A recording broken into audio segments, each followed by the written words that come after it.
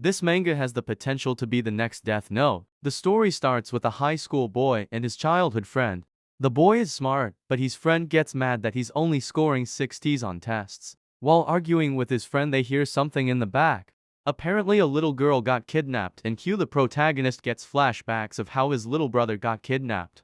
And he also remembers how sad he was after. Cut to the next scene. While Q is on his bed, he hears a noise coming from his school bag, so he goes to check. He finds what he thinks is a toy phone, and questions if his friend put it in there. The phone switches on and says his name. He thought that his friend registered his name. Next, the phone asks Q to give him an order, and Q thinks that this has to be some kind of joke. The phone tells him that it's not a toy phone. The phone tells Q to give it an order. Q plays along and tells it to find proof that humanity's been on the moon. The phone shows Q proof, but Q still thinks it's fake. So Q tells the phone if it can find what he wrote in his notebook, and the phone shows him. Q, still in disbelief, asks the phone if it can find the coin he dropped, but the phone says that it can't. It can find every other coin in the neighborhood since the coin that he dropped isn't unique. Q, being shocked, rushed out to find every coin. He even found the coin that he dropped, along other coins in the neighborhood. After all his searching, Q finally trusts the phone, and even starts to admire it.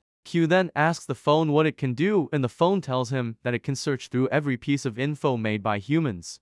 Q then goes back and sees his mom watching the news about the little girl. Q then tries to investigate but has limited information. He tries to search through possibilities, and found someone nearby that had recently bought cloths for a little girl. Q then finds the guys and anonymously tips the police about him. After the police get a tip, they go to the old guy's house.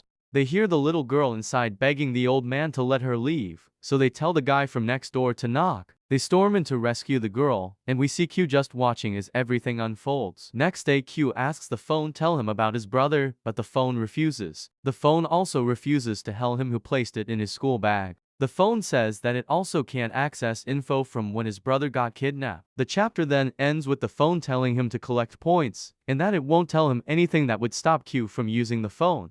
First chapter was great. I definitely recommend to read. If you don't like it in a couple of chapters, then drop it.